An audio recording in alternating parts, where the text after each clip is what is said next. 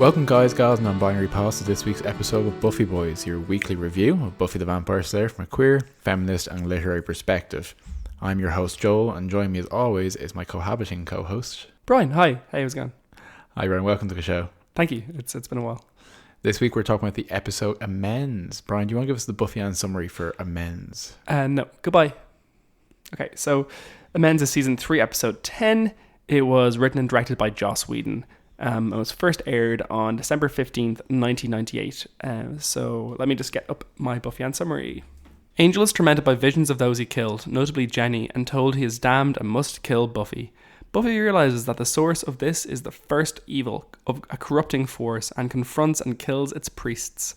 Angel tries to commit suicide by facing the dawn, but it snows in Sunnydale, indicating that someone powerful is looking out for him. Oz forgives Willow. Santa Claus. That line, Angel tries to commit suicide by facing the dawn. I'm pretty sure that was a line from every single emo band I listened to in 2005. I'll definitely use that for my D&D campaign as well. Yeah, it's an odd one because this would usually be the part where I would say, well, this is the episode where, and I almost feel like not a lot happens in this episode, even though it feels quite impactful. Joel, I have to tell you, I think I'm going to be down on this episode. Okay. Well, I'll tell you, just for this is the one with the Christmas episode. Buffy basically snows. We have the first evil who recurs as the season 7 big bag and probably the overall big bag of the show. And yeah, we have, as you said, Willow and Oz kind of make up. There's a lot of ghosts. Mm-hmm. Jenny Calendar comes back. Jenny Calendar comes back in a sense. And that's kind of it. And of course, we have our Christmas miracle at the end. So yeah, before we sink our teeth into that juicy episode. Yeah, I want to talk about something very specific for our bronze banter because I'm very excited about it. What is it, Joel? Tell me about it. So I went to see a documentary during the week by myself, which was totally cool. Everyone thought it was really cool. And it was for the Horror-thon. Horror-thon?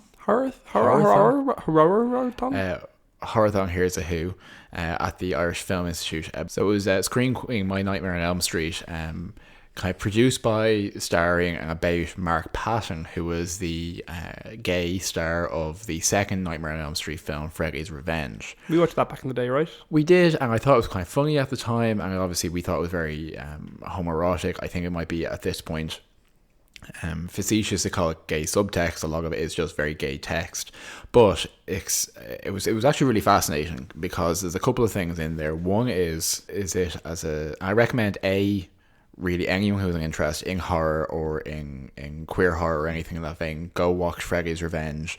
Even if you're not necessarily interested in the other Nightmare films or that kind of stuff, it's a really unique and fascinating article in that kind of 80s slasher fiction because it is probably one of the only examples, definitely the first most prominent example of a boy taking the role of the final girl.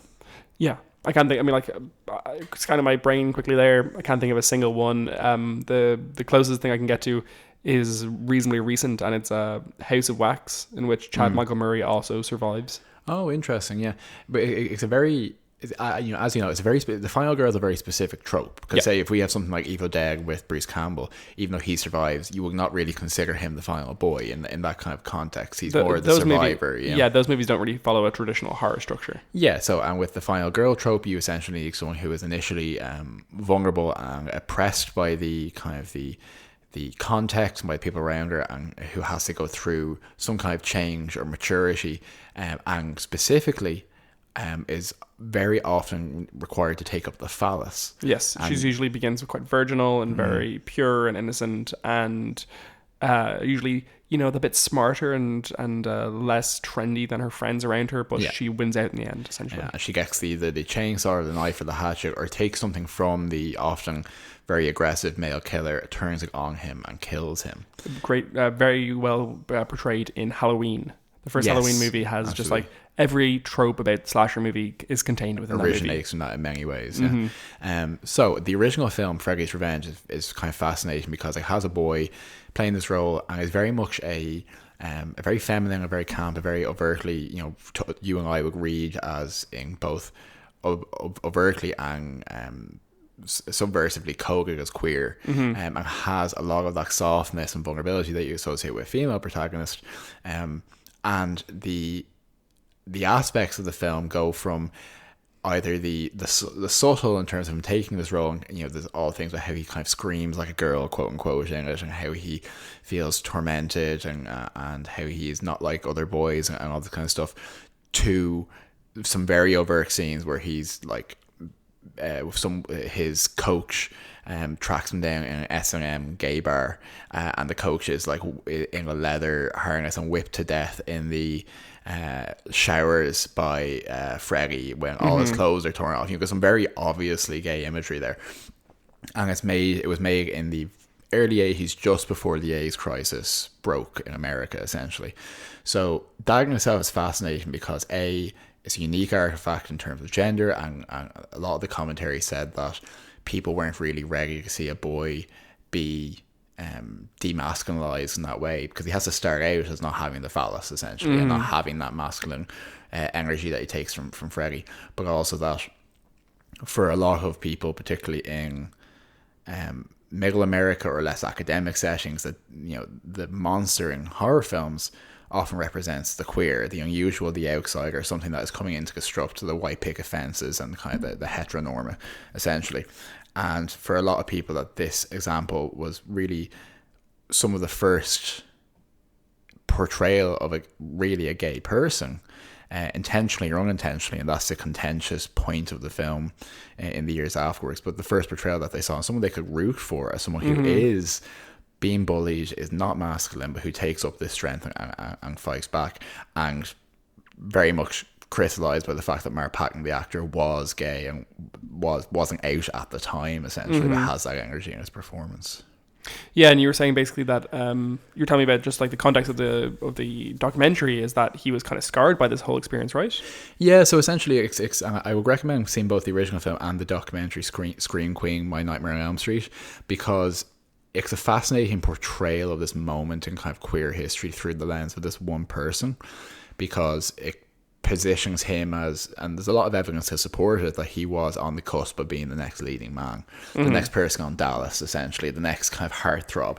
And at the time, the understanding was he did a lot of character roles, he was in a lot of good circles, he was very attractive, but he needed that one breakout role.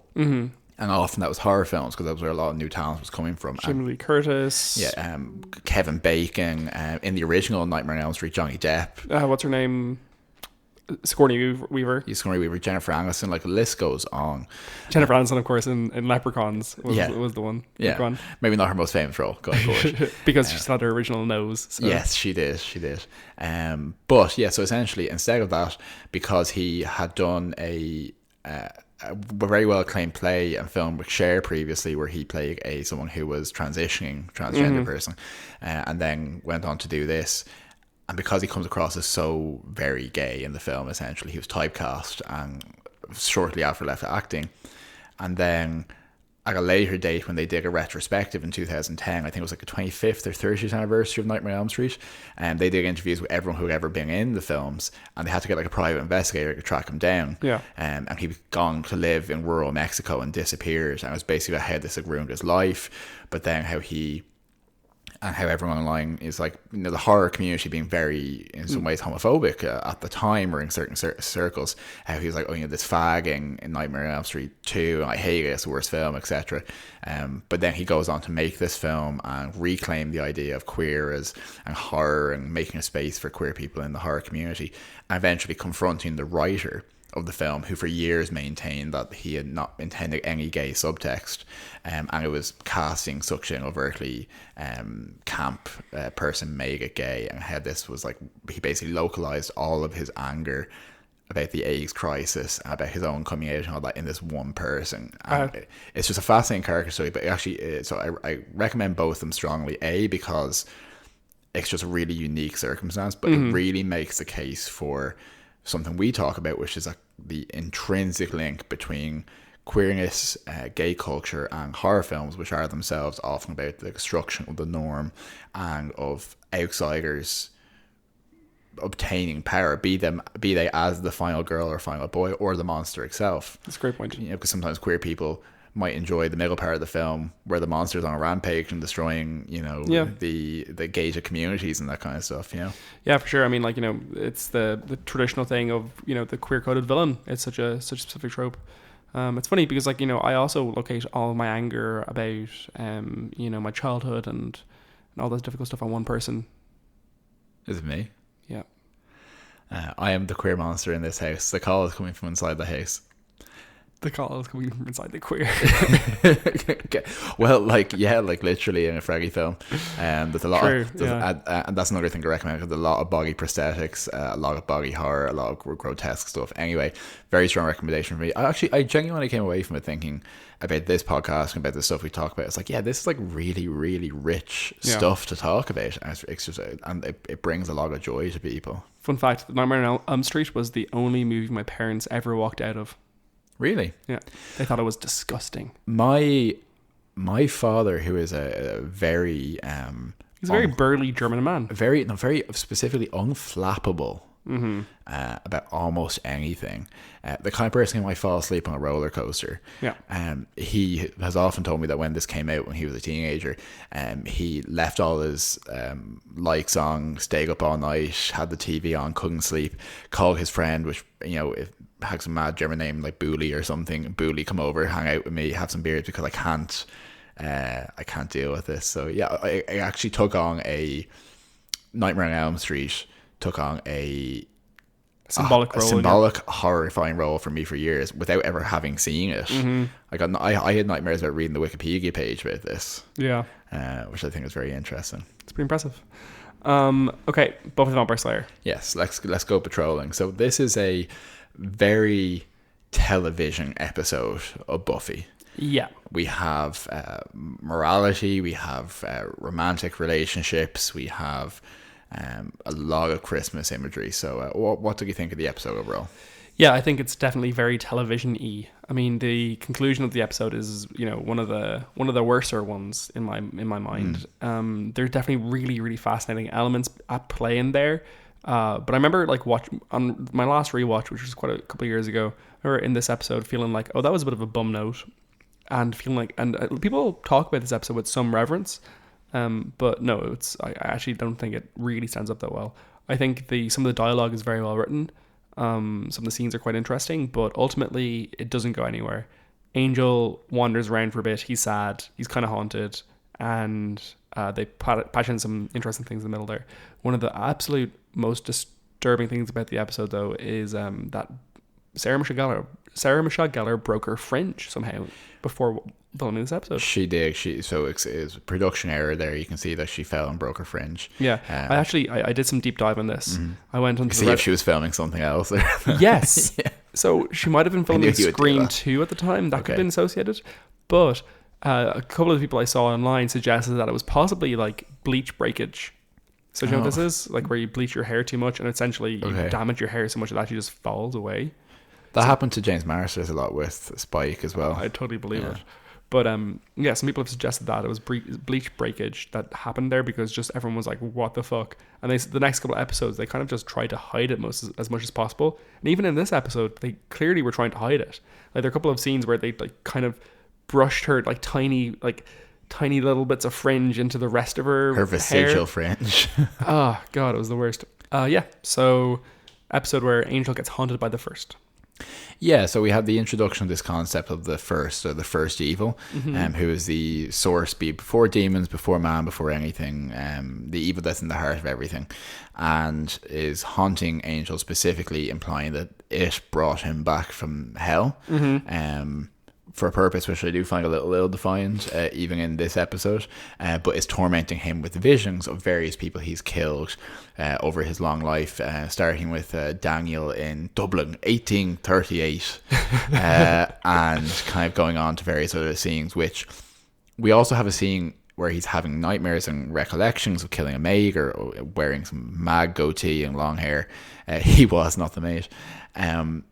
And Buffy is also asleep and like seeps into his dream. And I'm not too bad. I'm okay with, No, I'm fine with it, but I never realized until we watched this kind of recently that there is a lot of very specific intimation that they are dream linked. Yep. That they're drift compatible in their dreams, and that he's always kind of in that dreamscape with her.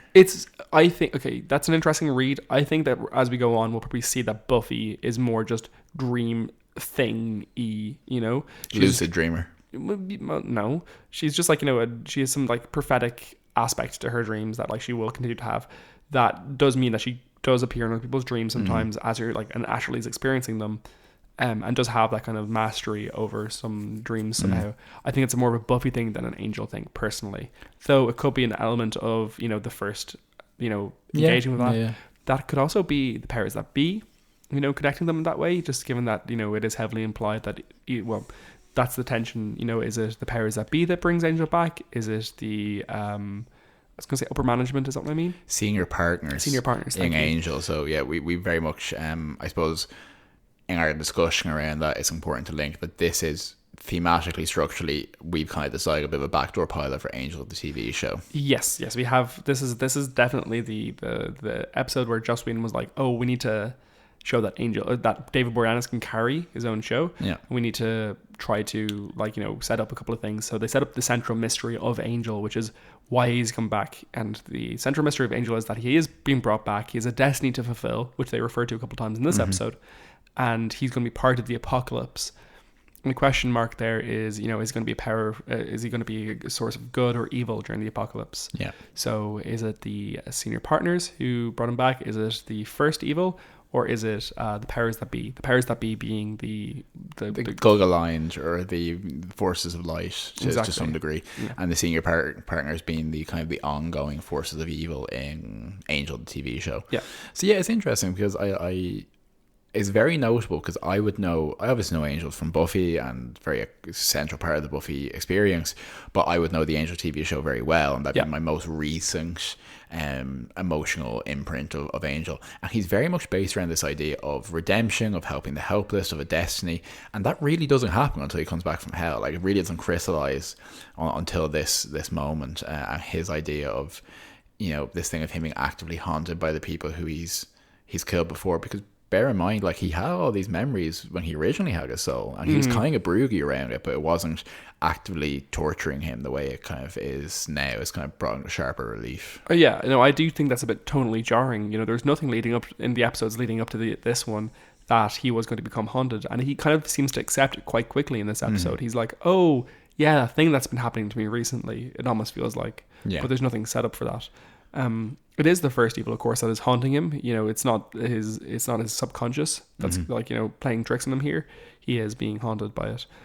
The maid. So yeah, he kills a couple people. He killed the maid. He killed Jenny Calendar, and he killed the guy David. Daniel. Of course, his name is Daniel. And also some CEO guy, some business guy. That was very brief, but yeah, he apparently killed some CEO, but he first, like, you know, killed his children and set them up for him to find. The maid, I've always found that story that she tells about, or where she's like, please don't, like, rape me, essentially. And he's like, oh, do you want people to hear you? And she's like, no, I can't lose my job. My son will be homeless. We'll have no money and no food. And he's like, oh, good, a dessert, basically. And just, it's just like, it's genuinely vicious. And I remember being very upset at that at the time when I first watched it. And I found it very upsetting today again. I wrote down with this as well, because I find that this is something I'm encountering again and again with Buffy, which is, and I don't have an answer for this, and I'll say I don't have an answer as I bring it up. When you see a situation where it looks like that a vampire or someone like that is going to sexually assault someone, and then you feel a certain sense of relief as a viewer where it's like, oh, they're only going to kill them. And I don't know how to unpack that feeling, but there is a certain way that you can denature it, particularly as a supernatural show. Saying, oh, well, they're just going to do that thing which we kind of like watching, which is vampires being vampires and draining people blood and all that. But there's something about the sexual element of it when it's turned in that way that's a bit too, it's very uncomfortable, and it's a bit too, you know, we've talked about this before when this comes up, and it will come up again with Spike later on, whether a show like this with its up and down and kind of light or kind of, you know, PG-15 tone can carry something as serious as that particularly in an episode where they're just dipping into it exactly. I mean, like, there is a lightness to the way they deal. I mean, like, they deal with it through metaphor. And one of the things that, I mean, one of the most deeply imperfect metaphors of the show is the feeding as sexual assault, because the sexual assault in this instance leaves the people like dead or completely transformed and feeling better about themselves, where sexual assault, of course, is like, you know, notable because of the ravages it does to a person's psyche over time. So I mean, like, it does feel like a quick relief, you know. It's someone. It's almost like someone comes up to someone and says, you know, I'm going to sexually assault you, and instead kills them. You know, it kind of feels like killing in television is very easy to watch. Sexual assault absolutely isn't. So it's very up and down. It's an odd and uncomfortable tension. Yeah, and it actually reminds me of a line which stuck with me from Firefly, from Joss Whedon's one of Joss Whedon's other shows, when they're talking about the Reavers, who are cannibalistic, crazy people in space, etc. I always thought the portrayal of them in Serenity was actually really good. Yeah, no, I do. I think they're very upsetting, and they have that Event Horizon quality to them and all that. But Gina Torres' character says that the Reavers will kill you and then rape you, and if you're lucky, they'll do it that way around. Or kill you, skin you, and rape you, or something like that. But I've been thinking about this a lot recently in terms of how shows like Buffy, which have this emotional, you know, this groundedness to it, and are trying to present the horror, because you have to make it feel like it was real people here, and that's why it's scary. If it's superheroes fighting super monsters, that's not scary. But there's a danger, and I think we saw this very much with the Swim Team episode. Yeah. There's a danger of using these things like emotional special effects. Yes. By just dropping in things like sexual assault or racism or pedophilia or any of these kind of very charged issues, you're using them like a CGI effect. Yeah. And it's going, you know, it's going to immediately get an emotional reaction from people, but you need to, in the same way that if you use a special effect badly in a film, it looks jarring, out of place, you need to have the willingness to do the work for it, and also the aftercare of that issue. Yeah, and an aftercare, like, I mean, just showing the effects of it, of absolutely nothing else. I mean, the most prominent example of this in recent history, of course, being Game of Thrones, in which, like, rape was used as a note in the toolbox. Yeah. Wait, that was a mixed metaphor. A paint in the tool in the paint set. Yeah. Just like one of the many things you can throw into this episode to make it interesting. People really, really aggressively hated that about the show. Well, sorry, go ahead. And, you know, appropriately, it's just like, there are some things that, like, you know, happen to people. You can use them as content to explore the effects of that genuinely, but like using it lightly as a sure, listen, fuck it. Yeah, like, you know, it's just mean. It makes for bad TV watching. And yeah, it's interesting because just briefly on Game of Thrones, it's some elements people often said that it was lighter on Game of Thrones because it's so prolific in the books and often with quite younger women. Yeah, but that just means the books are bad too. Yeah, no, 100%. But I don't think we were original with criticising Game of Thrones around the time it ended, but I think as anyone who's in this space is seeing that with this thread recently about the creators of Game of Thrones saying that they were giving all of this money, all this opportunity with basically no bona fides, no experience, no idea of what they're doing, and that they use it as an expensive film school. Yeah. And because they're straight white men and they're kind of given this opportunity, frankly. But did you see what happened today? I'll come back to it in a second, but just saying that one of the elements that they said was like, oh yeah, some of the rape and the violence and all that, it's like, yeah, we realised that was too much now, we shouldn't have done it. And at the time people were very defensive of it being required for the tone, but there's no genius behind it. It was just scattershot and presumably unsettled and damaged people because of it. But what happened to them today? One of the things they said in those tweets was that they came back to HBO and HBO were like, we need more content, so they added in. They had to film 100 extra minutes of content to sprinkle in, and they're like, oh, and we got to, like, you know, explore the relationship between these two people because of it. And it's like, what the fuck? How, like, you know, what kind of film, what kind of artist as a TV show creating a TV show has not enough content? You know. Yeah. You want to particularly from a series as like gargantuan as, you know. And you had so much like content just from the book to do it with. Anyway, so they were set to direct a bunch of Disney stuff in Star Wars and stuff like this. They had a 7-figure contract with them, and they got dropped today. Yeah, well, after that thread, give it to a woman. Give it to multiple women. Multiple women, absolutely.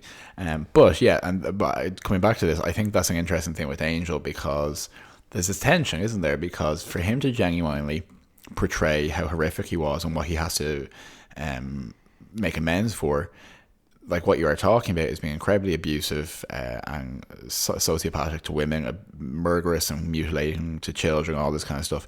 But you also still want to look at Dave Boreanaz and have sympathy for him. I think he's worth redeeming. One of the things in that moment is that, like, what would have been much better is if they had just not shown the things, if they had like had a layer of suggestiveness, or just like obfuscated, just like maybe have Dave Boreanaz like, stalking somebody down a back alley, as opposed to that that kind of corny interaction. They even had like a very tonally off flashback to him like drunkenly dancing when he's supposed to be feeling really bad. Yeah, with comic music. It was literally, there was a flashback where the first said, you used to be like a lout and a fool when you were human, and there was like, it was like a scene Diddly-diddly-diddly-diddly-dee. It was like a scene from that this is a narrowcast to me exactly, but Jack of All Trades, that Bruce Campbell Revolutionary War TV show. But it was comic and slapstick, and then cut back to him, the face he does where he's like physically in pain from how sad he is. Yeah.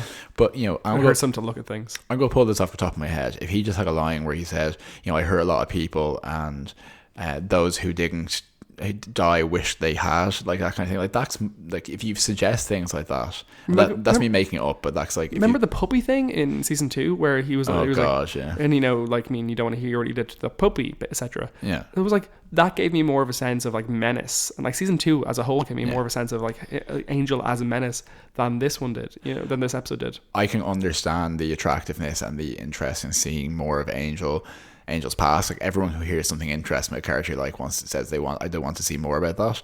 And I don't think that this is massively a failure in that, but it's never as satisfying as what you can fill in yourself. But hey, maybe don't drop it into a Christmas episode with a Christmas miracle at the end of the episode. Yeah, like, what the fuck. So we have Joyce and Buffy shopping for Christmas trees. We have Christmas dinner and Buffy trying to invite Faith over for dinner, which I actually thought was a scene that worked. And I thought that thing of Faith pushing away, but then actually kind of giving in and saying, I do want to be here. I was like, thank God she came a little bit. So that works well. I mean, if she hadn't gone, there would have been a montage at the end of the episode, and it would have been her eating a TV dinner. Or what I was going to say is, like, taking an electric carver to like a very burnt turkey, like miniature turkey or something like that. And I was like, oh no, I don't want to watch that. A pigeon. Yeah, exactly. But that's actually a good comic line there with Joyce, where she's like, you absolutely have to ask Faith, you can't leave someone alone on Christmas Eve. And then Buffy's like, what about Mr. Jaws? And Joyce is like, no, I'm sure he's fine, he doesn't want to call, I'm gonna go over here now. Let's not talk about that sex we had. The line she uses there, where she was saying like, I'm gonna go over here now, she's like, let's split up. And it's like, so aggressive. This episode, in terms of Christmas, has lots of Christian imagery. It's I would say the number one moment of Buffy being Jesus of the whole show. So what happens in this episode is that Buffy goes to find Angel. She has to go to Willie the Snitch to ask him about it and stuff, and she finds him at the top of a hill. Do you know what the hill is?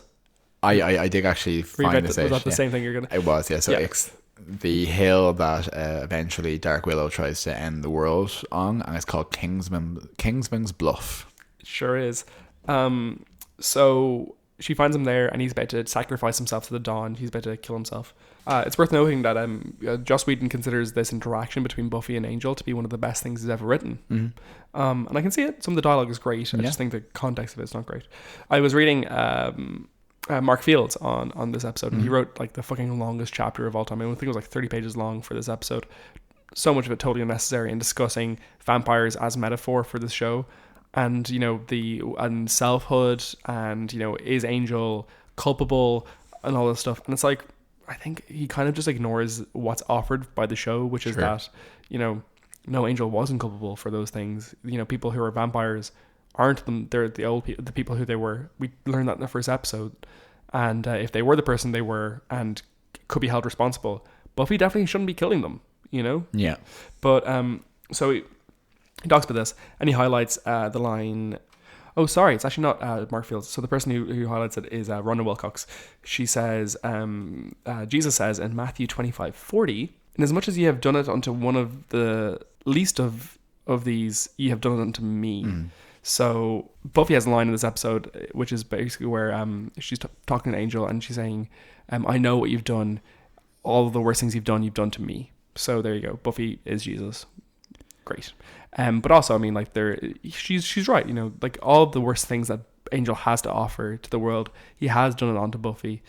And, you know, and there's this, like, really, really...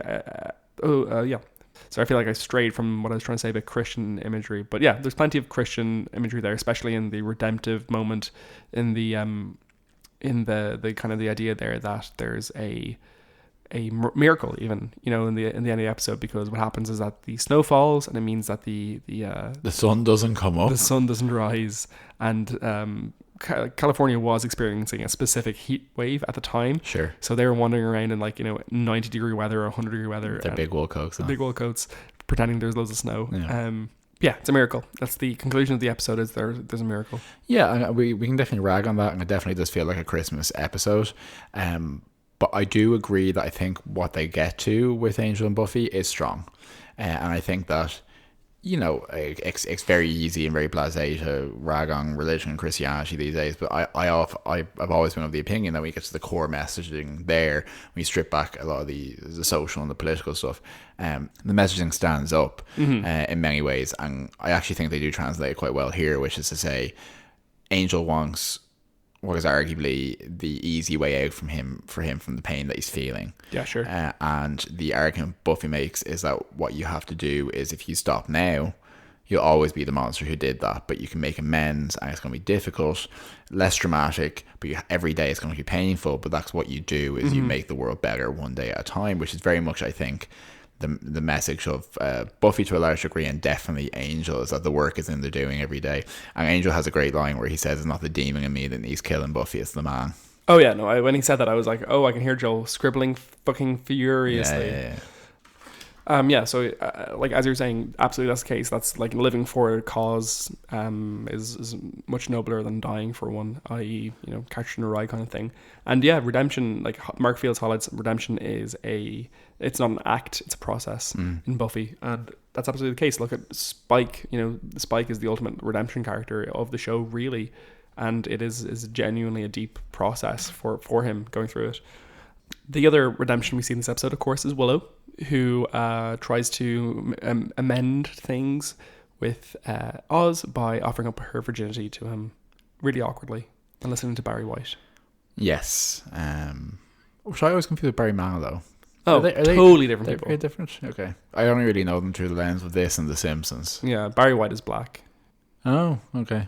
So, yeah, there's this definitely awkward scene, intentionally awkward scene, where Willow tries to redeem herself by kind of, you know, performatively, you know, showing that she loves Oz, wants to have sex with him, and it's another example of him saying, I love this, as in I love what you're doing, I love the intention, but I want, same as when he didn't want to make out with her initially, is saying that I want this to be for the right reasons. Yeah, because initially she was trying to make Xander jealous, that's why she wants to kiss Oz. Yes, exactly. So I actually think it's quite sweet, and I think it's well earned, because I feel that particularly Willow's behavior with Xander is not, you know, acceptable in context, but it's less performatively selfish as Xander's was. Yeah.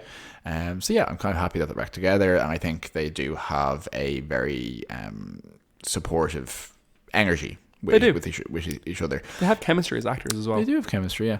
And while we always bully Xander Harris, what I will say is in this episode, for reasons unknown, but he does specifically apologize and say that he wants to help Buffy, help Angel, and researches and Gex Peaks and all that kind of stuff, and I won't not give him the credit for that. And importantly, we do get a bit of an insight into why Xander is the way he is.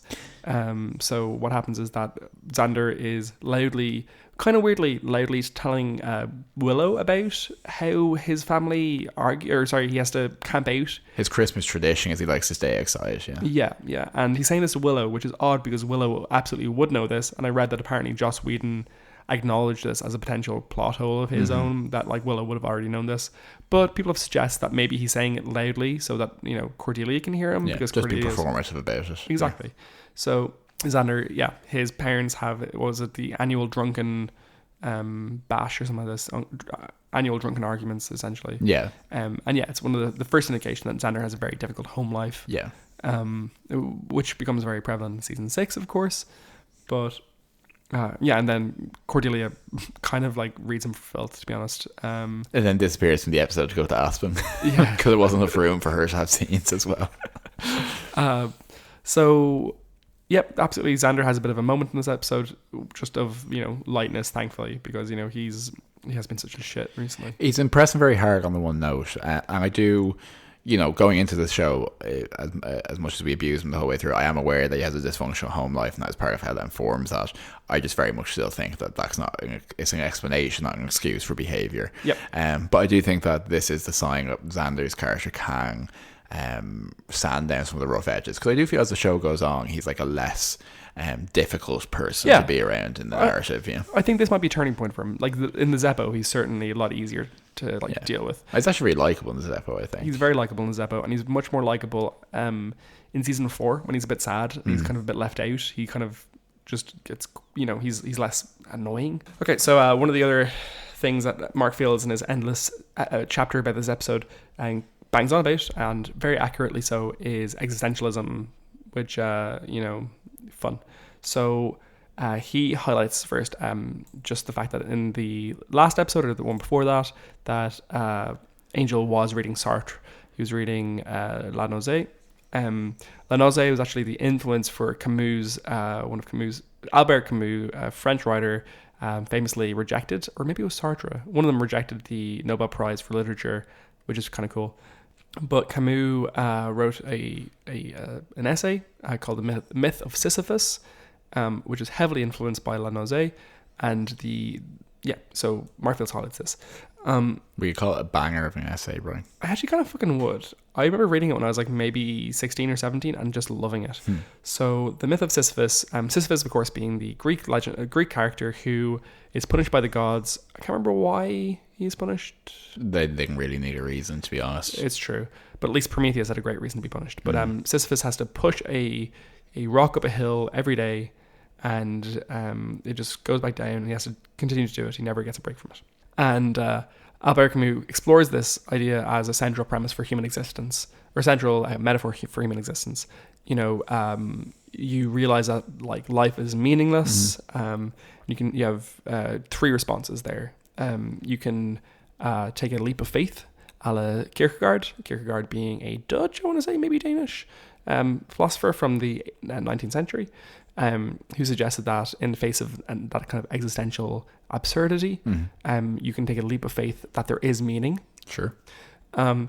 Then, or the second option is that you commit suicide, and that's the genuine central premise of this essay is, should you commit suicide philosophically?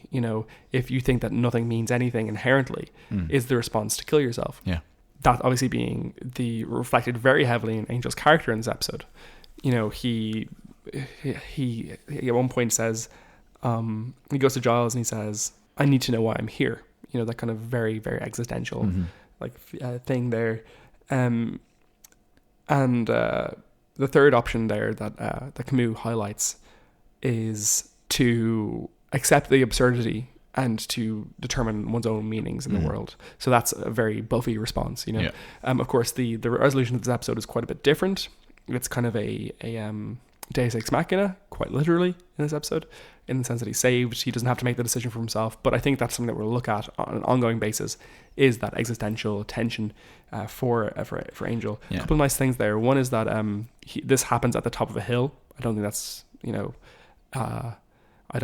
a coincidence. Unintentional imagery. Yeah, for Sisyphus. And Mark Fields highlights that he considers the wish to be quite important for this, because the wish is like the absolute embodiment of an uncaring world, and this is the kind of response to it, which I think is actually a really, really interesting premise, or a really interesting suggestion. And Angel obviously talks in the wish as well about Buffy being his destiny, but an unfulfilled destiny because she never appears. Absolutely. And another thing he highlights is Giles's moment at the end of the wish, where he says, where Anyanka is like, why do you think the other role will be any better? And he says, because it has to be. That's like the leap of faith that Kierkegaard kind of suggests. Of course, directly referenced in Buffy's Leap of Faith at the end of season 5 in The Gift. Of course. But yeah, no, anyway, just so some really, really interesting existential discussion in this episode, which I actually do think is not textual, but like intentional for sure. You know, and I think it was reasonably well handled and you know, pretty good. And yeah, I love how everyone in this episode is dealing with these kind of, you know, because existentialism is one of these words like Orwellian that people throw around without any context, but this is actually specifically existential, and they're dealing with these issues. They're questioning why they're here, what their meaning is, you know, what relationships they have to each other and all that. And Joyce is just like, I love Christmas. Who wants some nog? Angel on top of the tree. Yeah, she's just having a wild time. I love her so much. Yeah, she's great. Okay, should we move into the dusting? Yes, absolutely. Great. So you made Buffy Bits. You want to hit me up? I have a couple of Buffy Bits for you, Joe. So when Giles is talking about the Harbingers, they're the Bringers. He's reading the description out about them, and he says at the end, sarcastically, because they're like, the description is ridiculous, he says, they're rebels and they'll never ever be any good. And that's a reference to the 60s band The Crystals, their song He's a Rebel. This is the final appearance of Jenny Calendar, which is quite sad. Mm-hmm. We'll miss you. R.I.P. Jenny. Speaking of Robbie Littlemore, did you read this? Yeah. So she is apparently has since become born again Christian, or potentially was at the time. Mm-hmm. And would have been at the time, I think, for this. Okay, and had a real reservation about playing this role in this episode because she felt that the first evil represented Satan, and she didn't want to portray Satan. Mm-hmm. And had actually, I was reading about it. She's written online about, you know, New Age stuff being so dangerous and witchcraft and all this stuff. And I was like, oh wow, that was quite a turn from where you started as Jenny Calendar. At one point, Oz says to Willow, do you ever have that dream where you wake up or where you're in the middle of a performance and you forget all the words? That, of course, has happened to Willow in the puppet show. Mm-hmm. It then was one of her nightmares in Nightmares, and it will happen again in one of her nightmares in Restless. Yeah, really can't get away from it. Yeah. We see the first actually touching Angel in this episode, and I do think that's an inconsistency, but I'm not too worried about it. As in the first evil being able to touch Angel. Mm-hmm. Because very specifically in season 7, when the first comes back and is established as an ongoing villain, it's incorporeal and isn't meant to be able to touch things, and that's kind of a plot point. Yeah, absolutely. But I think, given the fact that I think he got absolutely no intention at this time for this character to be as significant as it was. I don't think so. The fact that it's not so wildly inconsistent, I think, is actually pretty good. Yeah. The last thing I'll say is one of Angel's flashbacks, Pachelbel's canon is playing in the background, which is the do. Graduation song. Exactly. That actually, apparently wasn't, I'm not sure if it wasn't written at the time, but as a piece was actually lost up until the 20th century. Oh, really? Yeah, I read about this today. Apparently the piece was lost for years and years, so unlikely that it was being performed. But I don't give a shit. Okay, do you want a death count? Do you have any Buffy Bits? Yeah, just a couple of things Buffy Bits wise mentioned, just kind of interesting notes. One is that I think we noticed that there was a stocking up in the library for Mr. Giles. So cute. Which is very cute. I also like that scene because it was kind of the classic Scooby's back researching again. It was very core. And Angel said something I thought which was wild, which is that he can smell the sunrise long before it comes. Yeah. Which I've never heard before and doubt I will ever hear again in Buffy canon. That is wild, you're right. And then oddly at the end of the episode, and you and I both noticed this, on the power lines on this set, there is a pair of runners, shoes, shoelacing, which, for if there's anyone who doesn't know, but essentially is often an indication of like here be drugs to be lying. Is that only an Irish thing though? Well, no, because it's mentioned on the Wikipedia that it's a thing, so I can only assume that it's an international thing. Yeah. It's very odd. But yeah, and then in terms of death count, we have actually no one killed in the modern day. Oh, true. Oh, the deaths are things that Angel has done that he's remembering. So there's Daniel, the soon-to-be married Irishman in Dublin, Margaret, the maid, Travis, who is a businessman type person, and his sons, which are implied to be killed. All of whom were drained by Angelus in the past. Very good. Yeah, okay, so no real deaths. No modern deaths, no. No, there you go. None of the bringers even or anything like that. They just get the shit kicked out of them. Yeah, they do. And they're just going to leave then. Are they human? Will Buffy care? She's still kill them. Okay, fashion notes. So a couple of fashion notes here. One is people look generally normal in this episode. Buffy, there's a scene where Buffy, Xander, and Willow are all wearing normal clothes, and I was very shocked, to be honest. We have noted that Buffy did break her fringe, which is very unfortunate for her. Willow is wearing a very beautiful red dress when she tries to seduce Oz, and actually looks great in her, to be honest. I really like it. One of the things I read actually today was that Willow tends to emulate Jenny Calendar in the way she dresses after Jenny Calendar dies. And I was like, oh, that's actually a really good point. I wonder if that was one of the notes the costume designer was going for. And we have lots of shirtless, sexy Angel in this episode, which, you know, why the fuck not? And Angelus, where it looks some of the worst that anyone has ever looked. Like, actually, just comically, here's a costume box of old-timey clothes. Here's a fake mustache and goatee. Here's the worst wig that's ever existed. Yeah. It's thirsty as fuck. It's so long and so unnecessary. He looks fucking awful, and he's like, you know, he's wearing a goatee at one point. He's wearing a mustache at another point. Get that lace front, Angel. Come on. Yeah, exactly. Not a fan of the wigs they put David Boreanaz in this show. Giles is wearing a Christmassy tie at one point as well, because of course you are, Giles. Yeah, it's very cute. They tend to be wearing a lot of, like, you know, cold weather stuff in this episode, and you can tell they're sweating indeed. As Cordelia refers to it at one point, Sweaty Dale. Sorry, Dale. God, zing again from Cordelia. Okay, so what's the other thing to do? Oh, rating. Yeah. I actually don't have a rating right. Let me just scribble one down. Yeah, I'll kick off. So I'll give this episode 7.9 primordial Oberithian demons out of 10.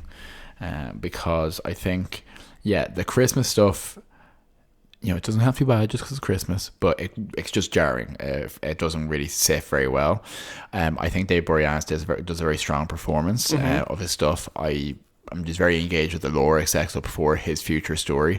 I think Sarah Michelle Gellar really sold me on her scenes. And when she's up on the mountain or up on the hill, she's like genuinely very upsetting. Yeah, but a lot of the rest is just a little bit inconsistent to be brilliant. Yeah, true. I'm going to give it 7.0 heartier beats out of 10. Oh, a low one. Certainly not a bad episode. But looking at the individual episodes of this season, there are so many fucking good episodes. We have Gingerbread next week, which is not great, but then you have the Zeppo, you have things like Consequences, Bad Girls, the Prom, Graduation 1 and 2, like, you know, all zingers. So this episode is, like, for me, a bit of a low point. I think it has great moments in it. Overall, I think it's tonally whack, and for my money's worth, the worst thing it does is that Buffy's voice is wrong. Buffy doesn't have the right voice in this episode. I think that's very odd. Sure. You know, she feels like there's a couple of points where she's just quiet in situations where she wouldn't be. There are points where she's saying things that she wouldn't usually. I think she became a bit of a symbol rather than a character in this episode. Mark Fields actually suggests that this is a specifically Angel POV episode, i.e. like everything we're seeing is through the lens of Angel's individual perspective and all that kind of free and direct discourse and stream of consciousness that kind of goes along with that. So maybe that this is a bit of a unreliable narrator kind of thing, which, I mean, that might explain why Buffy does have those tonal problems as a character in this episode, but I actually don't think that's the case. I think it was maybe just tonally a bit off. Sure. Yeah, but yeah, I mean, like, I was going to say I had good fun watching it. I didn't have great fun. I had some fun. Some fun watching. Some fun. I think that's a 7. Yeah, exactly. Okay, Brian, so can I tell you who's also playing at the Bronze with us this week? Please. So this week we're going to give you a promo for Crime Time, which is a book podcast about mystery, thriller, sci-fi, horror, and of course, crime fiction. Please to listen. Hi, we're Crime Time, a podcast hosted by two book-loving millennials. Talk horror, Mystery, suspense, sci-fi, and crime fiction through a fun and literary lens. We talk about authors like Patricia Cornwell, Agatha Christie, C.J. Tudor, John le Carré, Stephen King, Sue Grafton. Philip K. Dick. Probably. Who's Philip K. Dick? Don't talk to me.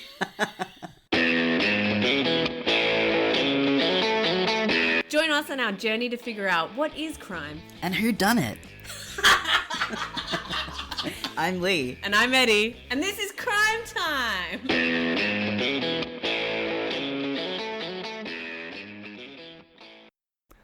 Okay, let's pretend we're like laughing because it's so funny. Ha ha ha. Yeah, 3, 2, 1. Very good. That was great. Oh, wow. Wonderful. Australian. Okay, so Joel, do you want to do us a thing? Dusting, do you want to do us an outro? Thanks very much for listening. That's that episode of Buffy Boys. If you enjoyed what you listened to, we really appreciate if you could give us a rating on iTunes or on your preferred podcast app. And if you do and we see it, or if you tell us about it, we'll give you a shout out on the show, and wouldn't that be neat? It really helps us out, and it also makes us feel real good. So please rate us and tell us what you enjoyed. Otherwise, we will be seeing you for our next episode, which is Brian Gingerbread, which is the Hansel und Gretel episode. Is indeed. So yeah, I hope you enjoyed that. Tell your friends, tell your dead Christmas tree salesman, and we will see you superfangs next time on Buffy Boys. Yeah, okay. Buffy Boys. See yous. See ya.